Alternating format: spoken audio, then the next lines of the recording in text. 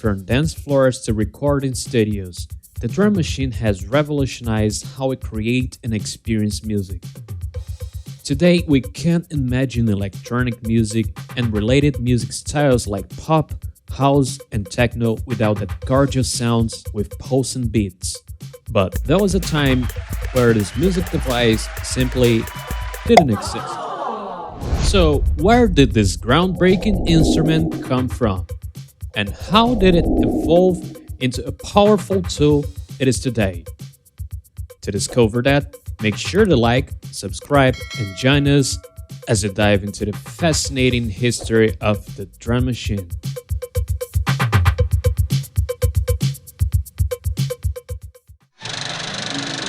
The story of the drum machine begins in the 1930s with rhythmic hum, created by Leon Theremin. The great inventor was also responsible for the instrument that received his name in the 1920s. The rhythmic hum was contemporary of another great invention that allowed it to play electronic music in the 1930s. Can you believe it? That was the very fun, but these other instruments are filmed for another video. Often considered the first drum machine ever created, the rhythmic hum was an innovative instrument that could play rhythm patterns using tones. And yeah, that does sound like clucking chickens. Well, everything has a beginning. One interesting fact about this drum machine is that it could do crazy stuff with rhythm patterns that great devices couldn't reach even decades later. I'm talking about the capability of playing complex patterns as 2 beats against 3, 3 beats against 5, or what about 5 beats against both 7 and 9? However, the instrument's complexity and the lack of commercial viability meant it was more of an experiment than a mainstream success. In the 1950s, the Chamberlin rhythm was an early drum machine and electromechanical instrument created by Harry Chamberlin. The tape loop-based instrument was a precursor to the mellotron, using pre-recorded tapes from real drums and percussion controlled by some keys. It was crafted among accompanying organ players. By the end of that decade, the Wurlitzer Sideman became the first commercially available drum machine. This analog device offered pre-programmed rhythms like waltzes and tangos, making it popular among lounge performers and small bands. Although limited by today's standards, it marked a pivotal step in the drum machine's journey. And that's how it sounded like.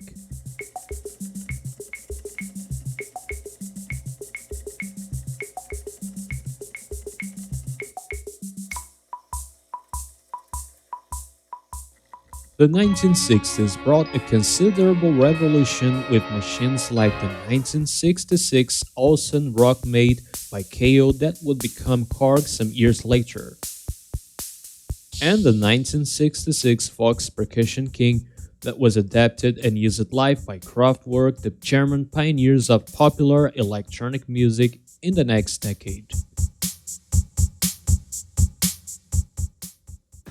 While the 1960s brought technology innovation, the 1970s saw drum machines gain traction, particularly with the rise of analog synthesis. Devices like the Rhythm Maze, the Korg Mini Pops used by John Michael Jarre, the Roland CR78, and the Korg KR55 allowed musicians to program rhythms instead of relying solely on preset patterns. For the first time, musicians had creative control, setting the stage for the drum machine's integration into pop and electronic music. Songs like Blonde's Heart of Glass showcased how the drum machine could blend seamlessly into modern music, adding a futuristic feel that complemented the growth of electronic movement. The 1980s introduced a drum machine that changed everything, the Lind LM1. Created by Roger Lind, this was the first drum machine to use digital samples. recorded from a real drum. Digital sample-based instruments like the CMI Fairlight, the synclavier, and the EMU were emerging and bringing new creative possibilities. Not distant with the drum machines, instruments like the Linn LM1 successor, the Linn Drum, became a staple in the decade's biggest hits, appearing in tracks by Prince, Madonna, Michael Jackson, One, and even the crazy MTV Idents. Oh, how I love it. Yeah, I'm crazy. Everybody thinks I'm crazy. By the way, wouldn't that be crazy to have access to many drum kits that shaped the mainstream success from the 1980s? Introducing Drumpler 80 simply blend the authentic drum kits from 24 mainstream hits from the 1980s, 3 built-in effects, global pan, filter cutoff and volume control, a complete amp envelope set, and a special bonus, packed with over 1,000 files, including individual audio samples, audio stems, and multi-track MIDI files. The complete set to put your next project into the legitimate 1980s vibe. My recent projects are already looking cool and yours can look too with Drumpler 80. The Linn Drum wasn't just a tool. It was an essential part of the sound that defined the 80s. Its punchy, realistic tones brought a human feel to electronic beats. While the Linn Drum ruled pop music, Roland was quietly creating a beast, a drum machine that would never get old. That was the TR-808, released in 1980.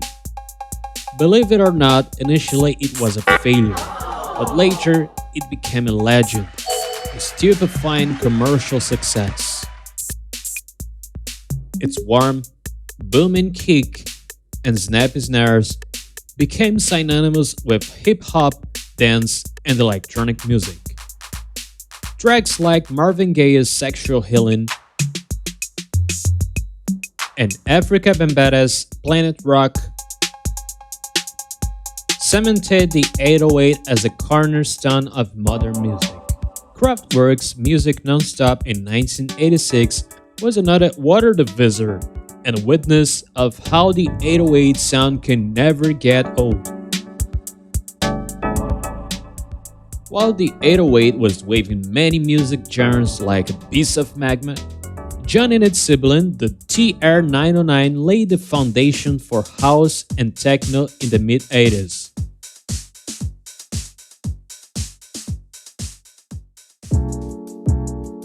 By the 1990s, drum machines transitioned into the digital realm.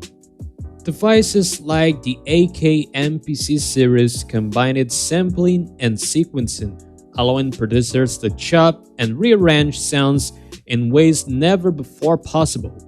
The MPC became a key tool in hip-hop used by legends like Jay Dilla and Dr. Dre. Simultaneously, software like Fruit Loops and Reason began to emerge, bringing drum programming to personal computers. This shift made rhythm production accessible to anyone with a computer, democratizing music creation. The samples started to sound even more natural with the new digital possibilities. The Boss DR-770, for example, incorporated perfectly the precise dynamic of a real drum kit. We can mention the Need for Speed 2 soundtrack that used a similar device to create power rock bands.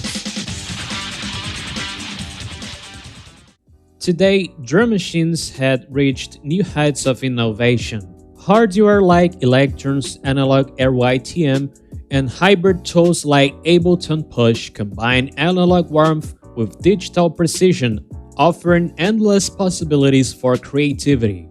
Meanwhile, the influence of drum machines can be heard everywhere, from trap's booming 808s to pulsating beats of EDM festivals. One question often asked is whether drum machines are replacing drummers. That was, for example, one of the reasons for Wolfgang Flür, ex-Kraftwerk percussionist, leave the band, feeling displaced as a drummer with the advent of sequencers and drum machines in the early 80s. The answer for this question is more nuanced. Rather than replacing human drummers, drum machines have become collaborators, offering new textures and rhythms to expand what is possible in music. As I mentioned in Wolfgang Flür from Kraftwerk, his successors, Fritz Hilpert in 1990 and Falk Griffinhagen in 2023, exemplify the integration between man and machine, while performing the dynamic live effects in concerts. Many artists, including musicians and DJs, today seamlessly blend the organic feel of live drums with the precision of the drum machines, creating a sound that's greater than the sum of its parts.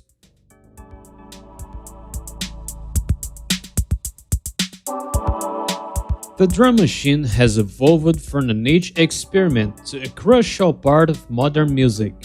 It shaped entire genres and inspired countless artists to push the boundaries of rhythm and sound.